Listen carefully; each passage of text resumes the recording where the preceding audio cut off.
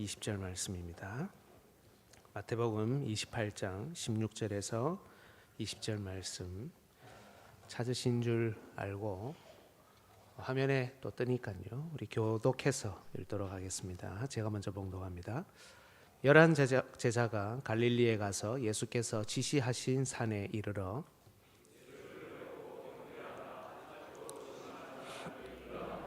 예수께서 나와 말씀하여 이르시되 하늘과 땅의 모든 권세를 내게 주셨으니 로 너희들을 제자로 삼아 아버지와 아들과 성령의 이름으로 세례를 베풀고 같이 읽겠습니다. 내가 너희에게 분부한 모든 것을 가르쳐 지키게 하라. 볼지어다 세상 끝날까지 너희와 항상 함께 있으리라 하시니라. 아멘. 네, 오늘은 제가 오전 오후를 다 하게 되었습니다. PPT 한번 띄워주시겠습니까? 사실은 두 번을 설교를 준비하다 보니 조금 요령을 피우긴 했습니다. 그래서 원고 없이 PPT 만들어서 하려고 했는데 하다 보니 원고도 만들고 PPT도 만들고 이렇게 되었습니다. 저도 저런 거 만들 줄 압니다. 네, 제목을 교회 건설과 임마누엘 이렇게 잡았는데요. 예수님께서 지상에서 마지막으로 명령한 내용이다 이렇게 알려져 있는 본문입니다. 지상 대명령이라고 하죠. 하지만 성경을 잘 살펴보면 꼭 마지막 명령은 아닙니다. 이후에도 예수님이 이런저런 명령을 하시는 것을 볼 수가 있는데요. 아무튼 교회가 아주 중요하게 생각하고 취급하는 본문입니다. 그런데 그만큼 오해를 하고 있는 본문이기도 합니다. 가장 큰 오해는 이 명령을 곧바로 전도와 선교로 바로 갖다 붙이는 겁니다. 이렇게 보는 이유는 오늘 본문을 보니까 가서 이렇게 되어 있죠. 그리고 모든 민족을 제자로 삼아 이렇게 되어 있는 표현 때문일 겁니다. 그런데 여러분 본문을 자세히 잘 읽어보시면 이렇게 바로 갖다 붙이는 것이 좀 불편합니다. 왜냐하면 전도하면서 세례 주지 않잖아요. 그죠? 그리고 모든 것을 가르치면서 전도하고 선교하는 것 불가능합니다. 그죠? 다시 말해서 2차, 3차적 의미로는 이렇게 적용하고 뻗어나가도 되는데 1차 의미가 아니라는 겁니다. 본문의 핵심이 무엇인가? 우리는 이걸 먼저 살피고 그 다음에 뻗어나가도록 해야 한다는 거죠. 그 다음 오해가 하나 더 있습니다. 제자 훈련, 이거 이제 제가 어디서 다운받아서 꺼내왔는데요.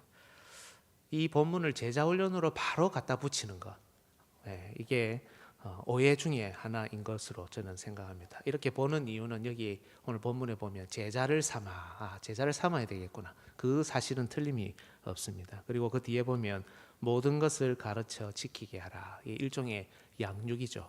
그래서 이런 표현들 때문에 본문을 바로 이거는 제자 훈련을 하라는 본문이다. 이렇게 갖다 붙이기도 하는데요.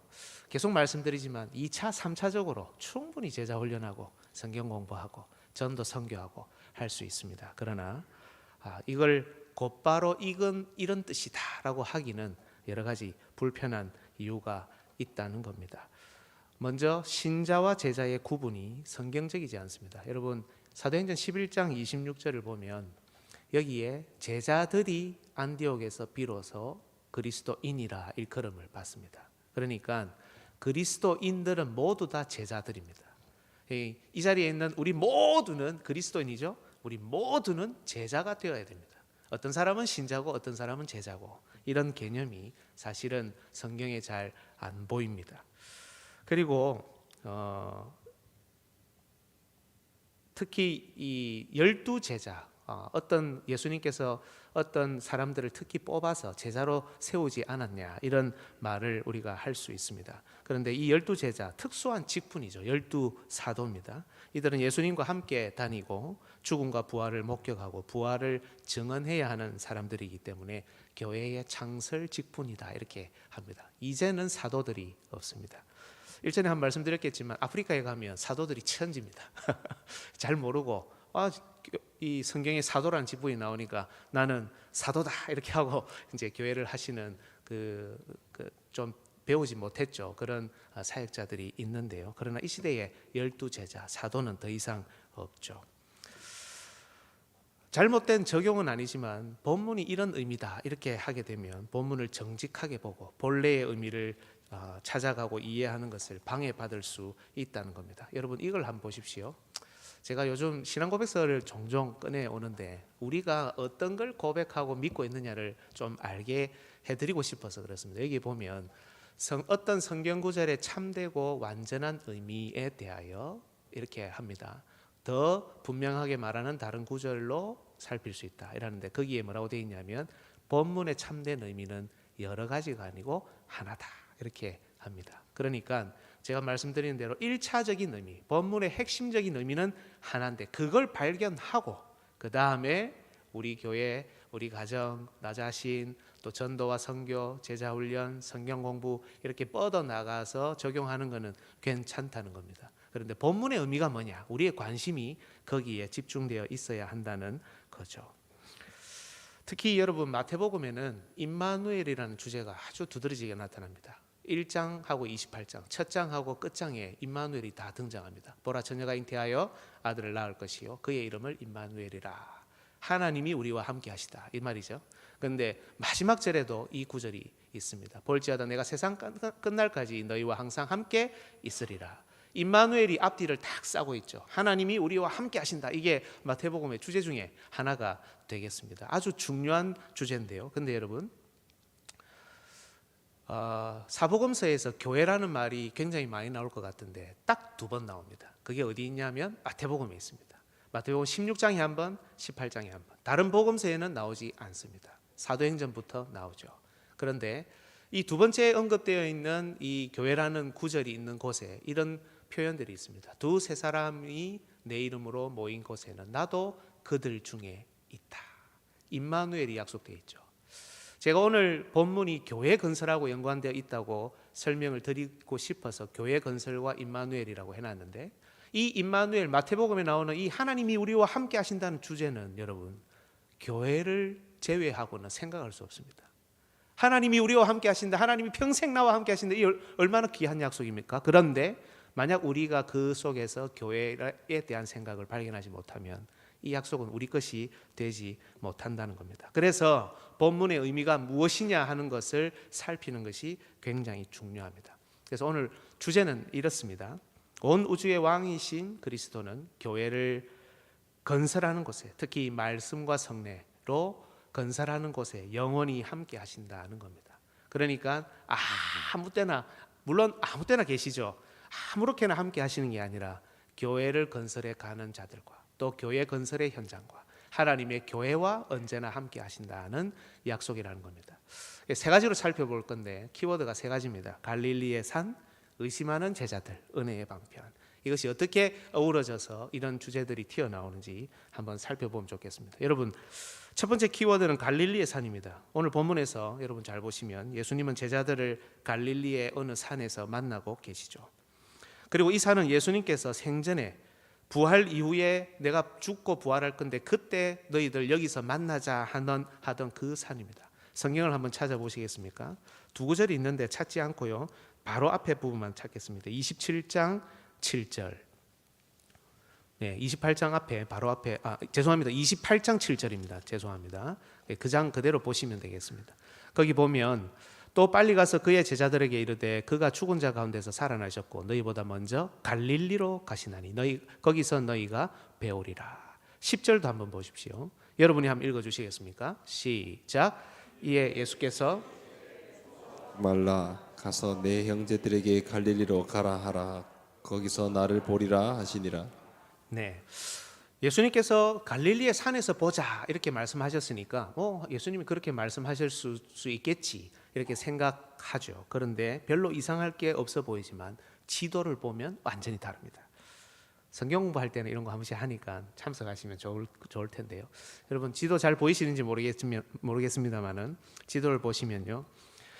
이스라엘은 3부분으로 나뉩니다. 제일 밑에가 저는 잘 안 보입니다. 저기 잘 안 보이는데 제일 밑에가 유대로 되어 있죠. 그리고 그 위에 보면 중간에 사마리아가 있습니다. 그리고 제일 위에 노란색으로 칠해진 부분에 갈릴리가 있죠.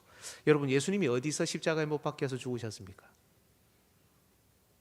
예루살렘이죠. 유대 지역에서 죽으셨습니다.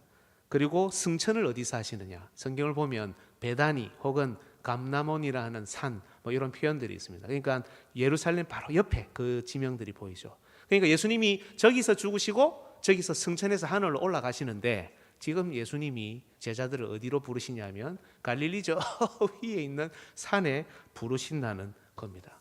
40일밖에 없습니다. 남은 시간이. 부활하신 후에 40일 동안 남은 일들을 다 마무리하고 이제 승천하셔야 되는데, 지금 이 바쁜데 저기서 예를 들면 예루살렘에 불러서 말씀하셔도 되잖아요.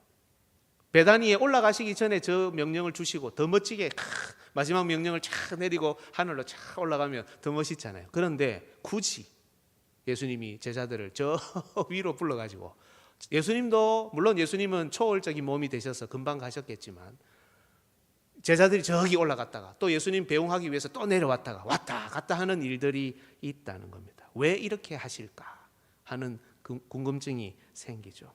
사실 이 갈릴리의 산은 여러분 새로운 장소가 아닙니다. 예수님 생전에 제자들과 활동하시던 바로 그 산입니다. 여기 보시면 그 마태복음 4장 25절, 예수님이 공생의 사역을 처음 딱 시작할 때 그 기사인데요. 갈릴리 지역에서 이 일들을 하시면서 어떻게 하냐면 갈릴리와 데가볼리와 예루살렘과 온 지역에서 사람들이 모이는데 예수님이 무리를 보시고 갑자기 산으로 올라갑니다. 산에 올라가서 딱 앉으시고 그때부터 나온 사람들에게 가르치기 시작합니다. 그것만 있는 게 아닙니다. 여러분 잘 보시면 말씀 사역을 하시죠. 예수님이 기도하러 따로 산에 올라갔다 하는데 그 주변을 살펴보면 거기가 갈릴리의 산입니다. 산에 기도하러 가셨습니다. 아, 산기도 가셨구나. 그 정도 의미만 있으면은 이렇게 말을 하지 않겠죠. 그리고 사도들을 택하는 내용들도 역시 산에서 택합니다. 우리가 잘 아는 오병이어의 기적, 성례 사역이죠. 사람들을 먹이고 먹을 것을 주는 사역인데 저 산에서 일어납니다. 뿐만 아니라 연약한 자들을 바닷가에서 고쳐도 되고 여기 가서 평지에서 고쳐도 되는데 굳이 그들 보시고 산에 올라 다 가셔서 사람들 괴롭히도 유분수지, 그죠? 그 밑에서 고치면 얼마나 편합니까? 사람들도 더 좋아하지 않겠습니까? 근데 굳이 산에 다 올라가시고 사람들은 고쳐달라고 따라가서 그 산에서 고친다는 겁니다. 예수님은 바로 새로운 공동체를 여기서 출발시키셨어요. 이 모든 사역들을 하시고 산에서 이 일들을 감당하십니다. 왜 산에서 이 일들을 감당하시느냐? 그것도 갈릴리에 있는 산. 여러분 사실 이건 아주 충격적인 내용입니다. 왜냐하면 예루살렘이 바로 그 역할을 하고 그 일들을 해야 되는데 예루살렘이 아니라 멸시받고 천대받는 갈릴리 지역에서 예수님이 드디어 새로운 공동체를 출범시킨다는 사인이기 때문입니다. 구약을 잘 아는 사람들은 정말 충격적인 일입니다. 이 구절을 보십시오. 이게 하나님의 예언의 말씀이잖아요. 말이래 여호와의 전의 산, 어느 산입니까? 시온산, 예루살렘 성전이 있는 산. 모든 산 꼭대기에 굳게 서고, 그죠? 모든 작은 산 위에 뛰어나리니 만방이 그리로 몰려드는 게, 자기들은 예루살렘이라고 생각하는데, 그죠? 예루살렘이 아니라 천대받고 멸시받는 갈릴리의 어느 산, 예수님이 있는 그 산, 사람들이 온 만방에서 몰려들고 그렇게 공동체가 시작되는 게 지금 갈릴리에서 일어나고 있다. 그 산에서 일어나고 있다. 이런 선포가 일어나고 있기 때문입니다. 바로 갈릴리에서 예수님은 새로운 공동체, 예루살렘을 버리시고 그것을 대신할 새로운 공동체를 형성하고 계시고, 저기서 말하는 여호와의 전의 산이 물리적으로 예루살렘이 아니라 예수님이 계신 곳, 거기에서 지금 새롭게 출발하고 있다는 선포입니다. 그래서 지금 예수님은 갈릴리의 산에서 저런 사역들을 감당하셨고 마지막으로 제자들을 역시 그 산으로 불러서 이 사명을 주시고 이 공동체를 이어가도록 하고 계신다는 겁니다. 두 번째 키워드는 의심하는 제자들입니다. 무슨 말이냐면 아까 예수님께서 40일 동안 부활 이후에 제자들과 함께 하시고 승천하신다 했죠.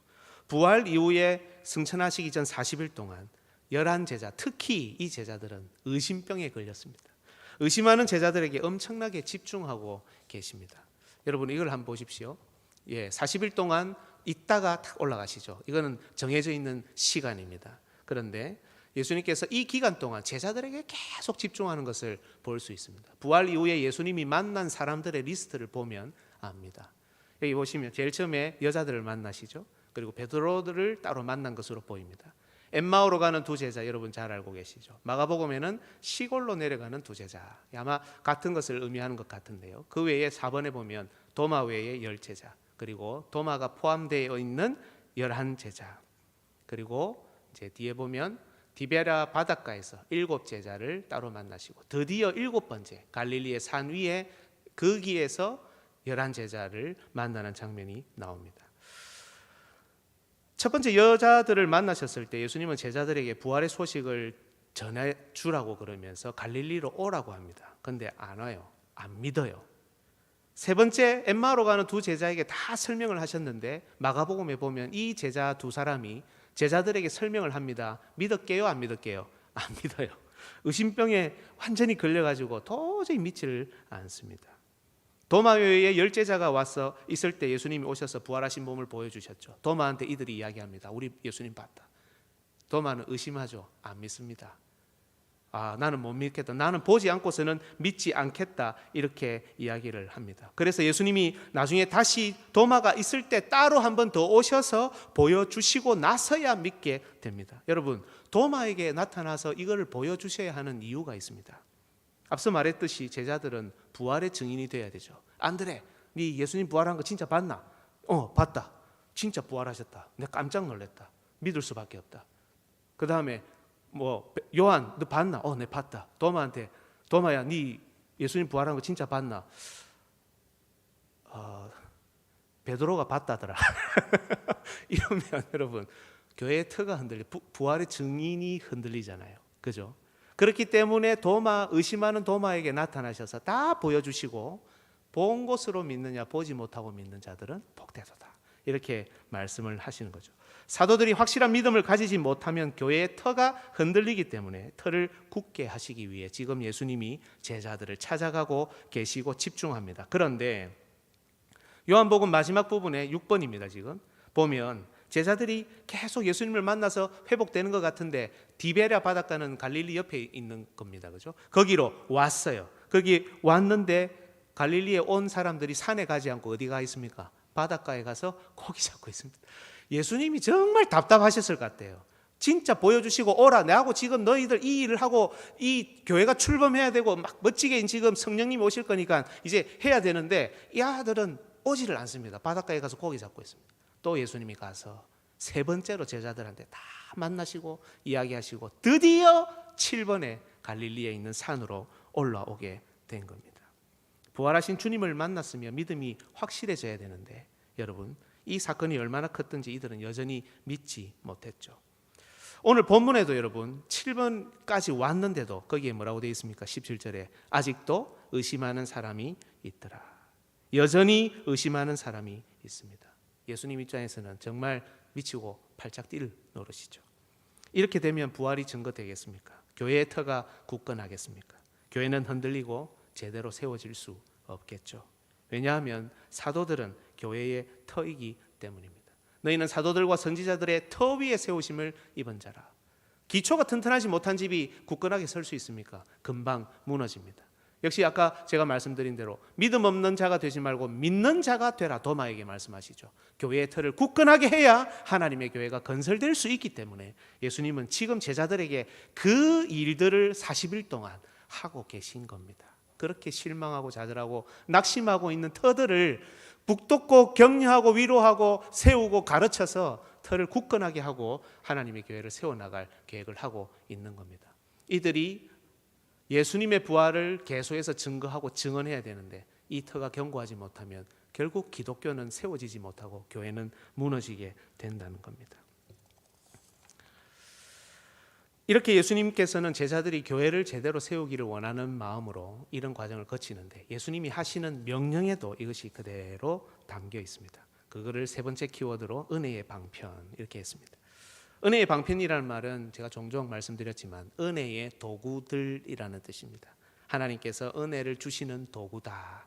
하나님께서 은혜를 주시는 이 도구가 통로가 유일하게 딱 두 개 있는데 물론 기도가 포함되지만 말씀과 성례라는 겁니다. 그런데 왜 예수님의 이 명령이 은혜의 방편을 우리에게 보여주고 있습니까? 본문을 좀 분석해 볼 필요가 있는데요. 본문에는 보면 동사가 여러 개 나오는 것 같아요. 너희는 19절 말을 하는 겁니다. 가서 제자를 삼아 세례를 베풀고 가르쳐 지키게 하라, 뭐 이렇게 나오는 것 같습니다. 그런데 본문에 나오는 주 동사는 딱 하나입니다. 제자를 삼으라. 근데 어떻게 제자를 삼느냐? 그들에게 세례를 주면서. 이게 성례죠, 그죠? 은혜의 방편 중에 하나입니다. 그리고 그들을 가르치면서. 말씀이죠. 그래서 말씀과 성례로 모든 것을 가르쳐 지키게 하기 위해서, 그죠? 그런 방식으로 가르치고 세례를 베풀면서 제자를 삼아 가라는 의미입니다. 특히 이 말씀은 지속적인 가르침을 의미하죠. 그래야 분부한 모든 것을 가르쳐 지킬 수 있으니까요. 그죠? 그런데 이 말씀과 성례를 은혜의 방편이라고 부릅니다. 이게 무슨 말을 하고 싶은 거냐면, 하나님의 은혜가 여러분 교회를 일으킵니다. 자, 교회가 먼저입니까? 하나님의 은혜가 먼저입니까? 하나님의 은혜가 먼저죠. 그 결과 교회가 짠 하고 나타나는 거 아닙니까? 마찬가지로 말씀이 먼저고 교회가 그 다음입니다. 우리는 교회 와서 말씀 들으니까 교회 가면 말씀을 듣고 교회가 우선이구나 생각하기 쉽지만, 잘 생각해 보시면 말씀이 교회에 선행합니다. 예수님이 이 땅에 오셔서 말씀을 막 전파합니다. 그 결과 뭐가 생깁니까? 교회가 딱 생기죠. 그래서 앞서 오늘 오전에는 제가 그랬죠. 로마 가톨릭은 사제가 있는 곳에 교회가 있다 하고, 그 은혜를 모든 그 내용을 사제의 권한으로 다 귀속시켜 버립니다. 그러니까 오늘 우리로 치면 목사가 은혜를 전달하는, 은혜를 베푸는 겁니다. 그죠? 이거는 잘못됐잖아요. 제가 뭐라고 은혜를 베풉니까? 그죠? 하나님의 말씀이 은혜를 전달하고 은혜의 통로로 이렇게 사용되는 거죠. 그래서 말씀이 있는 곳에 우리는 교회가 있다, 교회가 탄생한다고 고백하는 겁니다. 말씀이 교회를 이끌고, 말씀이 우리 가정을 이끌고, 말씀이 성도를 이끌고, 그 결과 하나님의 백성들이 탄생하고 자라고 성장하는 것이 이렇게 나타난다는 의미죠. 그래서 예수님의 말씀은 바로 이 명령은 교회를 이 은혜의 방편으로 아름답게 세워가라, 교회를 일으켜라, 교회를 탄생시켜라, 교회 건설에 대한 의미가 1차적인 거라는 말씀입니다. 여러분 여기 한번 보십시오. 왜 이렇게 해놓느냐? 임마누엘은 세상 끝날까지 너희와 함께 있을 것이라고 하시잖아요. 그죠? 그런데 제가 앞서 읽었던 내용인데 포커스를 딴 데로 맞춰보겠습니다. 이 땅에는 하나님의 뜻을 따라 그분을 예배하는 교회가 세상 끝날까지 언제나 함께 항상 있을 것이다. 이 교회는 절대 사라지지 않습니다, 여러분. 아무리 핍박을 당하고 아무리 경제가 어려워져도 세상의 많은 기관들은 사라지고 소멸되고 없어질 수 있지만, 교회는 하나님이 지키고 보호하시고 하나님이 세우신 기관이기 때문에 세상 끝날까지 없어지지 않습니다. 하나님이 여기에 함께 하시니까요. 임마누엘 하시니까 안 없어지는 겁니다. 그 내용을 예수님께서 약속으로 보여주신 겁니다. 그래서 여러분, 사도들이 이 명령을 받았으니 그러면 사도들이 이 명령대로 교회를 세웠느냐 확인하면 되잖아요. 사도행전을 우리가 볼 필요가 있습니다. 베드로가 사도행전 2장에서 설교합니다. 그리고 사람들에게 말씀 전하죠. 회개하여 각각 예수 그리스도의 이름으로 뭘 받으라고요? 세례를 받아, 죄사함을 받으라. 그러면 성령을 선물로 받을 거다 하고 사람들이 세례를 받으니까 그날 신도의 수가 3,000이 더합니다. 교회가 탄생하고 교회가 성장합니다. 그들이 사도의 가르침을 받아 서로 교제하고. 여러분, 목장에서 어떻게 하면, 저도 이해됩니다. 하도 참 오랫동안 하다 보니까 힘들잖아요. 그런데 여러분, 사도의 가르침을 받아, 사도는 없지만 오늘날 우리에게는 사도적 복음이 있습니다. 이 사도의 가르침을 근거로 구역에서, 기관에서, 목장에서, 각 가정에서 교제하고 떡을 떼고 기도하는 일이 일어나야 교회는 성장합니다. 여러분에게 교회 성장의 이유가 달려 있습니다. 그죠? 우리가 있는 곳에서 말씀의 가르침을 근거로 교제하고 그렇게 떡을 떼고 나누고 함께 식사하고 성찬하고 같이 기도하고 이럴 때 교회가 건설된다는 것을 초대교회가 보여주죠. 그런데 이것만 있는 것이 아닙니다, 여러분. 바울도 바로 이 내용으로 교회를 건설해 갑니다. 자, 이제 바울의 이 선교 여행, 우리가 이제 선교로 바로 이렇게 연결을 많이 시키는데요. 맞습니다. 그렇게 하면 되는데 선교의 방향이 이 내용을 살펴보면 나옵니다. 우리는 종종 바울이 여기서 좀 전도하고 또 옮겨서 저기 가서 전도하고 이런 식으로 사역했다고 생각합니다. 그런데 절대 그렇지 않습니다. 잘 보면 한 지역에서 상당한 시간을 할애해서 말씀 사역을 감당합니다. 예수님의 명령이 말씀 사역하라는 거니까요. 돌이키는 자에게 회개하는 자에게 세례를 베풀고 그들을 제자로 만들어라는 것이기 때문입니다. 그리고 계속해서 말씀 사역이 지속되도록 각 지역에서 활약을 했고 1차 선교 여행을 마치고 돌아오는 길에 뭘 하느냐면 저게 1차 선교 여행의 마지막 결과고 목적입니다. 각 교회에서 장로들을 택하여 그죠? 금식 기도하며 그들이 믿는 주께 그들을 위탁하고, 여러분 성경을 한번 살펴보면 좋겠습니다. 사도행전 한번 열어보시겠습니까? 사도행전 13장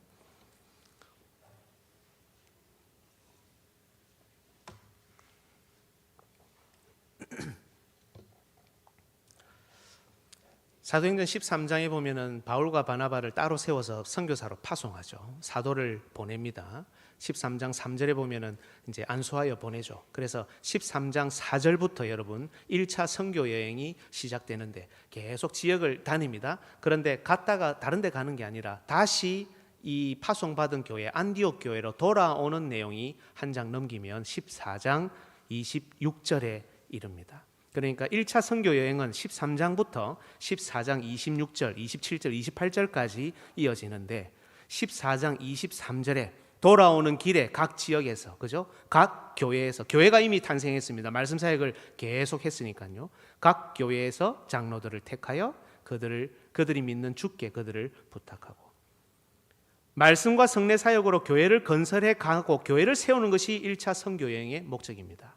그죠? 그리고 그뿐만이 아니고 그 약속대로 사역자들, 장로들, 여기에 보면 장로들이라 하지만 목사 장로를 포함합니다.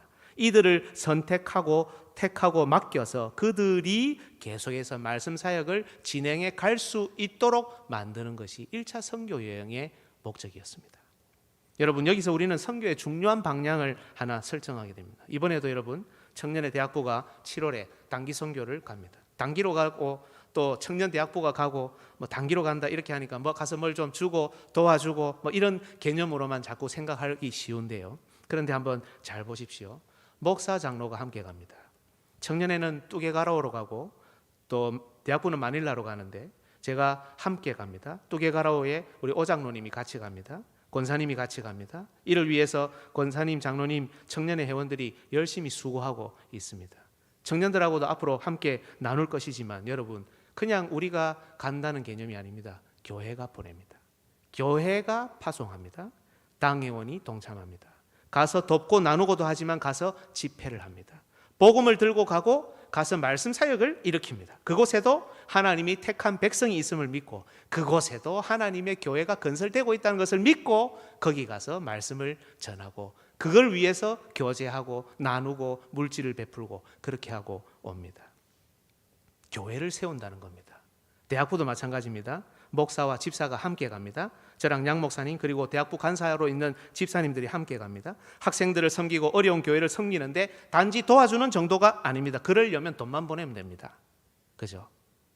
그렇게 할 거면 돈만 보내면 충분합니다. 오히려 그게 더 이득입니다. 그런데 그게 아니라는 겁니다. 교회가 보내고 그곳에 있는 하나님의 백성 그리고 하나님의 교회를 세우기 위해서 갑니다. 집회를 하고 말씀을 전하고 그곳에서도 하나님의 백성들이 건실하게 서가도록 그렇게 자라도록 하기 위해서 단기 선교를 가는 겁니다.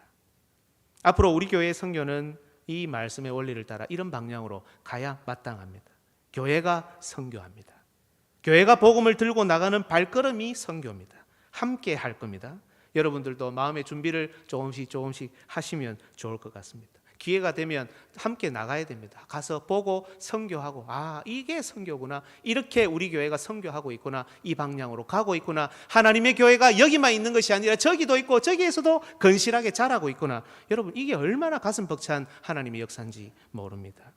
복음을 들고 나가는 일이고 교회를 도처에서 세우는 일이고 오늘 오전에 들었듯이 한 신앙을 고백하고 한 예배를 드리고 세계 곳곳에서 한 하나님을 섬기는 가슴 벅찬 장면들을 바로 거기에서 만나는데 그 기본 베이스가 뭐냐?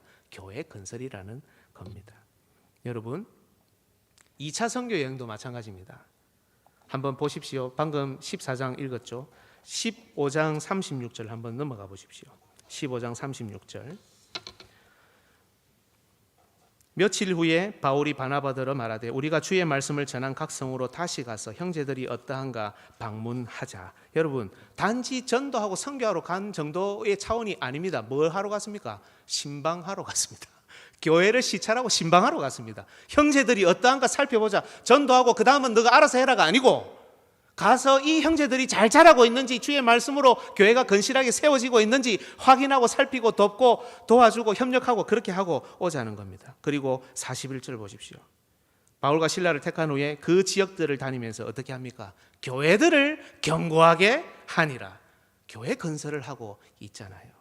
그리고 16장 5절도 한번 보십시오. 2차 선교여행 과정을 계속 보면 말씀과 성례가 계속 따라갑니다. 이에 여러 교회가 믿음이 더 굳건해지고 수가 날마다 늘어나리라. 그죠? 한 장 넘어가시면 우리가 잘 많이 들어봤던 루디아가 나오는 장면인데요. 14절, 16장 14절. 거기에 보면은 바울이 설교를 하고 있습니다. 그죠? 바울이 말씀을 가르치고 있습니다. 이들에게, 기도하고 있는 여인들에게. 뿐만 아닙니다. 15절 보면 세례를 베풉니다. 성례와 말씀, 말씀과 성례, 세례를 베풀면서 가르치면서 제자를 삼아가는 사역이 사도들이 예수님 말씀하신 그대로 지금 시행하고 가고 있는 내용입니다. 16장 40절을 보십시오. 그냥 전도하고 떠나고 너가 알아서 해라가 아닙니다. 형제들을 만나보고 위로하고 갑니다. 17장 2절 자기의 관례대로 그들에게로 들어가서 새 안식일의 성경을 가지고 강론하며 계속 설교를 하고 말씀을 가르치고 하는 내용들이 나옵니다. 17장 2절 보셨죠, 그죠? 그리고 그 뒤에 보면은 계속 설교하고 그 설교를 따라 경건한 헬라인 그리고 기부인이 권함을 받아 돌아오는 내용이 3절 4절에 계속해서 등장합니다. 17장 11절 한번 보시겠습니까? 역시 베레아에 있는 사람들에게 설교하고 그 성경을 상고하는 사람들이 듣고 난 다음에 12절 그 중에 믿는 사람이 많고, 그죠? 18장 한번 보십시오. 18장 4절 안식일마다 같이 한번 읽어볼까요? 시작. 안식일마다 바울이 회당에서 강론하고 유대인과 헬라인을 권면하며 그냥 전도하고 떠난 게 아니죠. 계속 말씀을 가르치는 내용들이 등장합니다. 11절 한번 보십시오. 심지어 얼마나 머뭅니까? 1년 6개월을 머물며 그들 가운데서 하나님의 말씀을 가르치니라. 여러분 사도 바울은 저보다 능력이 훨씬 많잖아요. 10년 20년 설교해도 사도 바울 1년 설교한 거 따라가겠습니까? 바울이 1년 6개월이나 이 지역에서 하나님의 말씀을 다 풀어서 가르칩니다. 그러니까 교회가 일어나고 직분자들이 세워지고 교회가 건설되어 가면서 선교가 확장되어 가는 놀라운 은혜가 있는 겁니다. 23절, 18장 22절까지가 2차 선교 여행이거든요. 23절부터 역시 3차 선교 여행입니다. 마지막 선교 여행인데 여기 보면은 역시 마찬가지로 모든 제자를 굳건하게 하니라. 3차 선교 여행도 여러분 마찬가지입니다. 선교를 한번 시작하면 끝까지 합니다. 끝까지 하는데 가서 그저 먹을 것 나눠주고 도와주고 하는 그 정도로 끝이, 그것도 중요합니다. 그 사역을 통해서 결국 해야 되는 게 뭐라고요?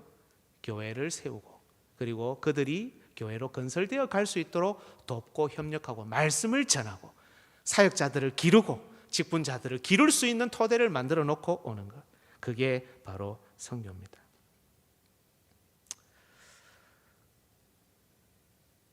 네, 이 내용은 다음에 그러면 하기로 하고요. 마무리하겠습니다. 여러분, 지상이 대명령은 사실 예배 시간 가운데 실현됩니다. 오늘 우리 주일의 주제가 예배였는데요. 한번 잘 생각해 보십시오. 말씀과 성례는 가장 중요하게 드러나는 곳이 예배입니다. 주님의 지상 대명령은 우리가 밖에 나가서 마음껏 활동해라는 의미가 아니고 그것도 있지만 예배 안에서, 교회 안에서 이것을 건실하게 세우고 이것이 흘러 넘쳐 밖으로 나가도록 하는 명령입니다. 말씀이 선포되고 말씀이 가르쳐지고 성례가 시행되는 것이 예배죠. 지상 대명령을 교회와 예배와 관련 없이 생각하는 것, 곧바로 제자훈련, 노방전도, 선교로 연결하는 것, 물론 이거 내용이 있기 때문에 이해는 합니다만 바람직하지 않죠. 지상 대명령이 가장 먼저 실현되어야 하는 곳이 여러분 어디겠습니까? 그러면 우리 교회입니다. 여러분, 여기서 실현이 돼야 여러분 이게 흘러넘쳐서 밖으로 나가는 겁니다. 여기서 교회가 건실하게 세워지지 않는데, 여러분이 여기서 말씀 듣기를 좋아하고 사모하고 예배 가운데 하나님과 교통하는 일들이 일어나지 않는데, 여러분이 예배 오기 싫어하는데, 예배 오는 걸 귀찮아하는데, 하나님과 만나지 않는데 밖에 있는 사람이 복음 앞에 무릎 꿇고 돌아오는 일이 있겠습니까, 여러분? 이 명령은 가장 1차적으로 우리의 가슴을 치고 우리를 일으켜야 한다는 것입니다. 지금 우리는 교회로 잘 건설되어 가고 있습니까? 이거를 질문을 해야 한다는 겁니다. 이 질문을 오늘 본문 앞에서 우리가 우리 자신에게 던져야 한다는 겁니다. 우리의 예배에서 이것이 적극적으로 실현되어야 합니다. 먼저 교역자들은 말씀과 성례를 잘 감당하기 위해 부단히 노력해야 됩니다. 교역자들 잘 들으십시오. 교역자가 게으른 것은 천벌받을 죄입니다. 예전에 장로교가 처음 탄생했을 때 거기 제1칠이서, 제2칠이서 이런 거 있거든요, 여러분. 거기에 보면은 교역자가 시벌을 당해야 되는 그 많은 항목들이 나오는데 여러분 게으름이 있습니다. 예. 이 내용을 보면서 오늘 이 시대에 저도 부족하지만 살피면 가슴이 아픕니다. 성도들이 얼마나 치열하게 세상에서 사는데 교역자들은 더 죽을 각오로 덤비고 준비하고 여기에 목숨을 걸어야 됩니다.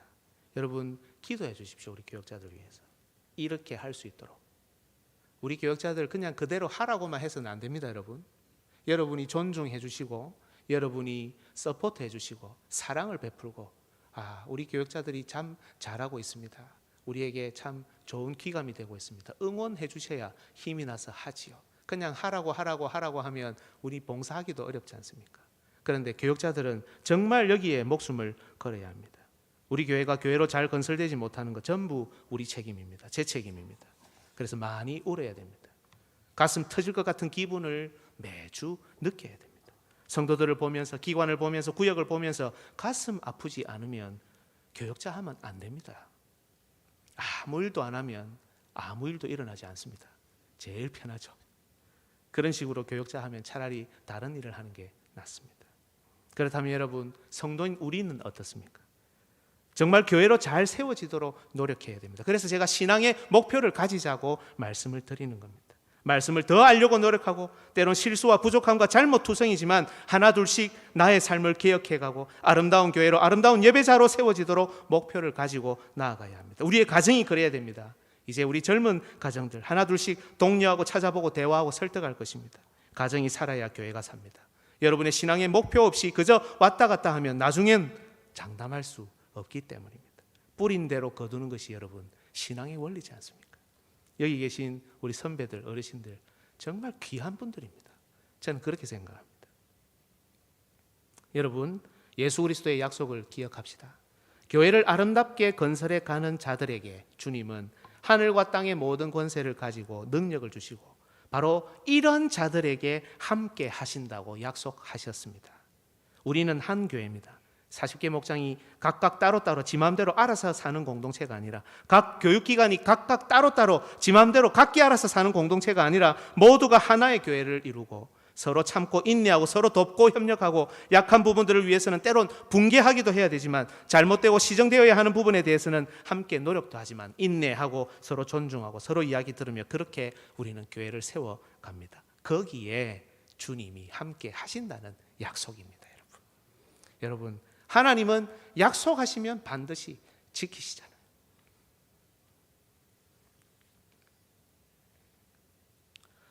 우리는 지금도 주님이 함께 하시기를 정말 간절히 원하고 있지 않습니까?